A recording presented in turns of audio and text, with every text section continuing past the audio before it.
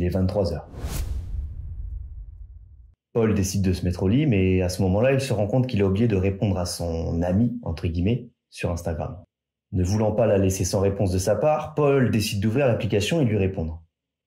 Après lui avoir répondu, il voit que ses amis ont partagé une vidéo qui avait l'air drôle, suite à quoi il s'empresse de la regarder.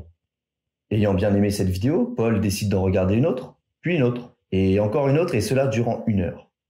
Paul comprend que son réveil à 6h30 va être compliqué et se dit que, foutu pour foutu, autant continuer à en profiter.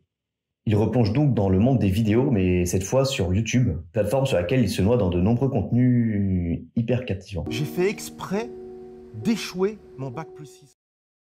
Il est 1 heure.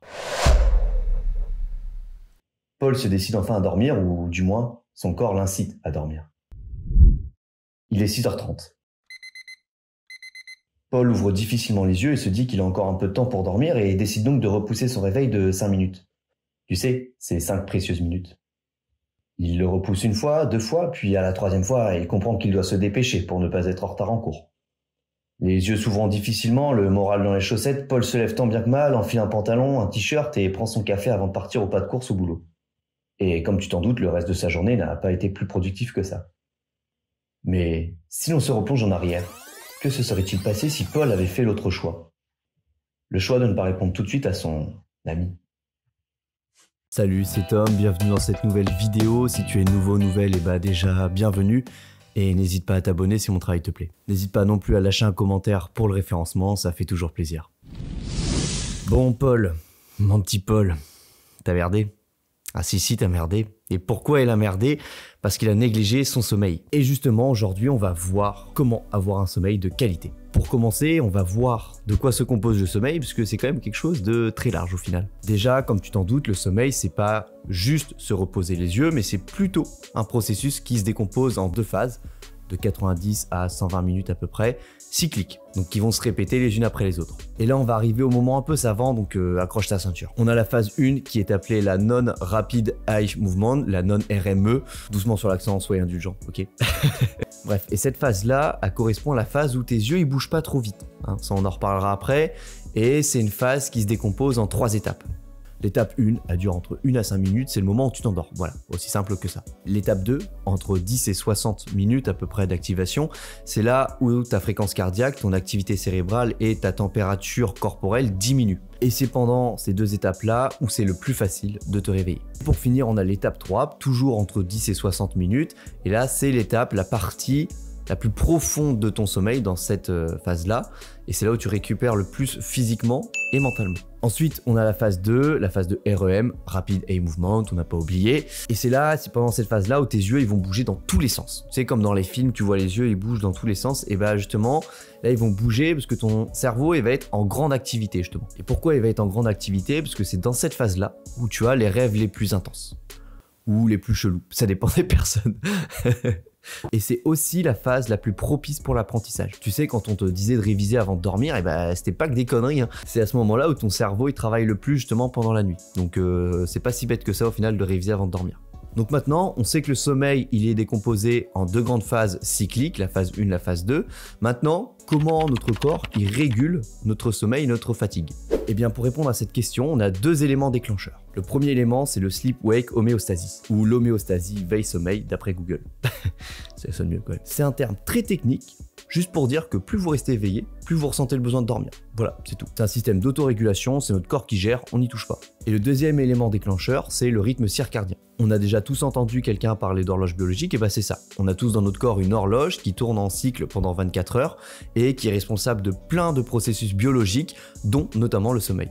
Et vis-à-vis du sommeil, c'est l'exposition à la lumière qui joue le plus sur ce rythme circadien. Pour la faire simple, en gros, lumière égale vigilance, donc la journée vous êtes réveillé, et l'obscurité égale dodo, donc la nuit vous êtes fatigué.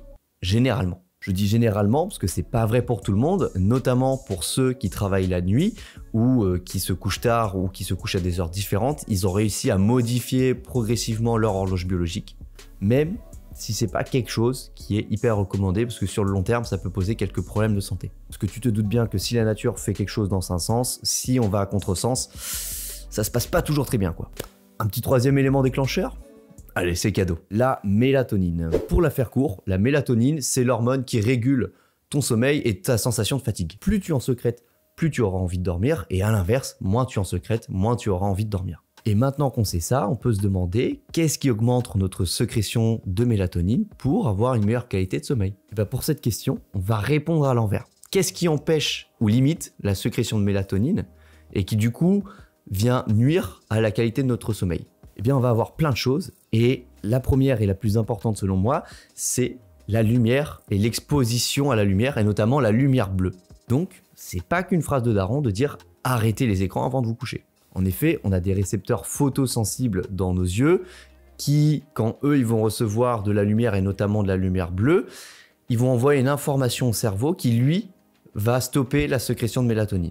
Et pourquoi la lumière bleue, c'est plus dérangeant? Parce que c'est justement ces récepteurs photosensibles, ils sont plus fragiles justement à cette lumière bleue et captent mieux cette lumière bleue. Voilà, c'est comme ça. Donc les écrans bleus, c'est pas dangereux, sauf la nuit. Ça peut, avant de vous coucher, ça peut justement réduire votre qualité de sommeil. Ensuite, comme je l'ai dit tout à l'heure, on a les travails de nuit et les décalages, les changements d'horaire de sommeil. Entre la personne qui se couche à 22h, puis le lendemain à 23h, puis le lendemain à 3h, puis il revient à 23h, puis à 6h. Ça crée des décalages et tout ça, ça impacte négativement la sécrétion de mélatonine. Elle se retrouve un peu bloquée parce que des fois, elle va commencer à se sécréter à 19h, des fois à 21h, des fois à 3h du matin. Donc, elle ne sait plus trop comment faire, donc pour répondre à ça, elle va arrêter de se sécréter tout simplement, et c'est comme ça qu'à la fin on a des problèmes. Pour les travails de nuit, je sais très bien que c'est pas toujours facile d'arrêter, mais si c'est possible de trouver autre chose, ou du moins d'essayer d'arrêter de sortir tous les soirs en boîte par exemple, et ça sera que positif pour votre sommeil. Désolé pour ceux qui sortent en boîte. On a également l'âge qui joue sur la production de mélatonine. Plus je suis âgé, moins je sécrète de mélatonine, et c'est pour ça que plus on devient âgé, moins on dort généralement. Et c'est aussi pour ça que les bébés, ça passe la journée à dormir, et que quand on était en maternelle, on avait un dortoir pour le repas du midi. Quelque chose de très important aussi, c'est le stress, l'anxiété, qui joue sur la qualité de sommeil également. En gros, quand je stresse, je vais produire du cortisol, qui est une hormone, et qui est notamment une hormone qui vient inhiber la sécrétion de mélatonine. Donc si tu stresses, tu comprends vite que tu ne vas pas pouvoir dormir rapidement, et c'est quelque chose qui se comprend aussi parce que quand on stresse, notre corps il se met en état de danger, un peu en vigilance, et la vigilance c'est tout l'inverse de la mélatonine, c'est tout l'inverse du sommeil. Et enfin, pour tous les petits malins qui se sont dit je vais me complémenter en mélatonine. Eh ben non, parce que si tu te supplémentes alors que ton corps il n'en a pas besoin, ça va pas marcher, et ça peut même donner l'effet inverse. Donc désolé, mais tu vas devoir prendre ton courage à deux mains, éliminer le problème à la racine et arrêter de te cacher derrière des solutions magiques. Parce qu'aujourd'hui, il y a trop de gens qui s'inventent des problèmes de sommeil, qui vont voir le médecin pour se complémenter, sauf que ça va pas marcher parce que le corps il en a pas vraiment besoin, donc ils vont retourner voir le médecin qui va lui prescrire autre chose, etc., etc. Alors que cette personne, elle a juste des mauvaises habitudes avant de se coucher, c'est tout. Pour la plupart des gens, c'est ça. Surtout qu'aujourd'hui, on a tellement de solutions gratuites, naturelles à notre portée. Supprime les écrans 1 heure avant de te coucher. Fais de la méditation si t'es stressé. Couche-toi tous les jours à la même heure. Prends des douchettes. Enfin, je vais pas tout dire parce que sinon, je pourrais pas faire ma deuxième vidéo sur top 5 conseils pour mieux dormir. Mais voilà, t'as plein de ressources à t'apporter. Mais c'est plus facile de cracher sur la société, les téléphones, les entreprises, que de chercher vraiment l'origine du problème. Voilà, c'était mon petit coup de gueule, désolé pour les personnes qui se sentent concernées, mais c'est pour votre bien. Par contre, il y a des personnes qui, malgré tous leurs efforts et toute leur bonne volonté, ont toujours des problèmes de sommeil, ça existe, et du coup, dans ce cas-là, sous l'avis d'un médecin, il peut être intéressant de se complémenter. Et encore une fois, il faut consulter un médecin. Et encore une fois, c'est la minorité des personnes. Donc déjà, on réfléchit sur nos habitudes avant de se coucher. Wow. Ah oui, salut, c'est le Tom du futur. Vraiment une phrase de youtubeur, ça. Juste pour te dire qu'en fait, j'ai oublié de t'expliquer à quoi ça sert d'avoir une bonne qualité de sommeil. Parce que ça fait 10 minutes que je te parle de comment ça fonctionne, la mélatonine, la lumière bleue, mais concrètement, à quoi ça te sert de bien dormir et est-ce que ça a un réel avantage ou pas? Eh ben oui, ça vaut le coup. Ciao. Plus sérieusement, tu as quasiment que des avantages à aller chercher une meilleure qualité de sommeil. Tout ce que je vais te dire là et ce que je t'ai dit avant, c'est principalement tiré de la Fondation nationale du sommeil. Ils ont un site en anglais où c'est très bien expliqué. Donc je t'ai pas répondu qu'à l'aide de mes connaissances. Pour commencer, un mauvais sommeil, c'est quoi? C'est soit une mauvaise qualité de sommeil, donc avec tout ce qu'on vient de voir avant, la lumière bleue, le sport avant de se coucher, etc. Soit le fait de ne pas dormir assez pendant une nuit. Personnellement, je suis convaincu que la grande majorité d'entre nous pouvons trouver le temps de dormir à peu près 8 heures par nuit, surtout quand tu vas apprendre les effets néfastes d'un manque de temps de sommeil. Parce que oui, un mauvais sommeil, ça peut augmenter les chances d'avoir des problèmes cardiovasculaires, également t'affaiblir ton système immunitaire, mais aussi augmenter les chances d'avoir des problèmes mentaux comme l'anxiété et le stress. Et aussi, apparemment, ça permettrait d'augmenter le pourcentage de chances d'avoir de l'obésité, notamment le diabète de type 2. Pour ça, tout ce que je viens de te citer, c'est tes effets sur ta santé. Donc, j'espère que ça t'a déjà convaincu un minimum, mais il n'y a pas que ça non plus. Il y a aussi tous les effets boule de neige qui vont s'en suivre. Parce que notre Paul du début, là, il a passé une mauvaise nuit, il n'a pas été dans un mood super positif la journée d'après, il n'a pas été très productif. Donc tout ça, cette mauvaise nuit de sommeil, ça va avoir des répercussions sur ta journée ou tout le lendemain. Donc c'est pour ça que c'est hyper important d'en prendre soin.